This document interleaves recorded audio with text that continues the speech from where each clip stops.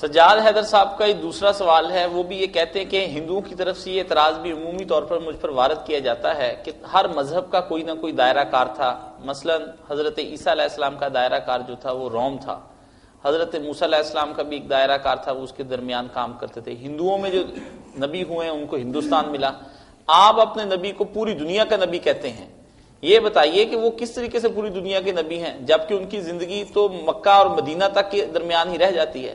باقی اگر آپ یہ کہتے ہیں کہ آگے پھر امت جو ہے اس کا یہ کام ہے کہ وہ لوگوں تک ہدایت پہنچائے، تو ضرورت تو آج بھی نبوت کی ہے، تو آپ اپنے نبی کے بارے میں اور ضرورت نبوی کے بارے میں بتائیں کہ آج بھی نبی ہونا چاہیے تھا، کیوں نہیں آج ہمارے جو ہندو بھائی یہ باتیں کرتے ہیں نہیں، ان کی باتیں ٹھیک۔ جس وقت علاقوں کا میل جوڑ اتنا آسان نہیں تھا، اپنے اپنے علاقے محدود تھے، ذرائع ملاقات کے نہیں تھے، مشکل سے سفر، نہ اتنا علم ہی پھیلا تھا، ذرائع نہیں تھے، اس وقت یہی تھا کہ اپنے اپنے علاقے میں استاد آئے، انہیں دین سکھائیں، باتیں ایک ہی تھیں، اللہ کو ماننا، توحید اور آخرت اور نیکیاں۔ مگر جب وقت آ گیا کہ پوری دنیا ایک دوسرے سے ملنے لگی، ذرائع وسائل کا دور بھی آپ دیکھ لیں کہ حضور کے بعد جلدی کیسا آ گیا، یہ انٹرنیٹ وغیرہ، تو پھر اللہ نے کہا اب علاقوں کے رسولوں اور استادوں کی کیا ضرورت ہے، ایک ہی رہبر جو ہے نا ساری دنیا کے لیے کافی ہے۔ تو اسی لیے حضور نے فرمایا کہ کان نبی و یبعث الی قوم، مجھ سے پہلے جب حالات ایسے تھے تو اپنی قوموں کی طرف ہی رسول آتے تھے، مگر بعثت الی الناس عامہ، اب میں نا ساری دنیا کے لیے بھیجا گیا اور انتظام بھی ہو گیا۔ آپ کے بعد ایک نیا دور شروع ہوا، ایجادات ہوئیں، بڑی سہولتیں پیدا ہوئیں، کتابیں چھپنی شروع ہو گئیں، چھاپے خانے نکلا، تو آپ ساری دنیا کے لیے نبی۔ باقی جو نا امتیں پہچان نبی کی ضرورت ہے، نبی کی ضرورت نہیں، نبی ایسا نہیں ہوتا کہ مولوی ہے روز پیدا ہوتے رہے، نبی 3 وجہ سے آتا، یا تو پہلا نبی جو ہے نا اس کی تعلیم گم ہو گئی ہے، اس میں رد و بدل لوگوں نے کر دیا، یا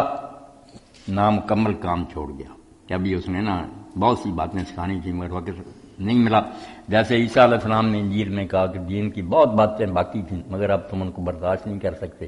میرا جانا تمہارے حق میں بہتر ہے، میں اللہ سے درخواست کروں گا، وہ نیا رہبر تمہیں دے گا، اب بھی انجیل میں یہ وہ تمہیں پھر مکمل دین دے گا۔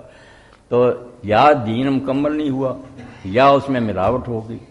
یا وہ کسی خاص علاقے اور قوم کے اس زمانے کے حالات کے مطابق قوانین تھے، عالمگیر نہیں تھے۔ جب یہ تینوں باتیں بچہ ختم ہو گئی کہ حضور ساری دنیا کے لیے،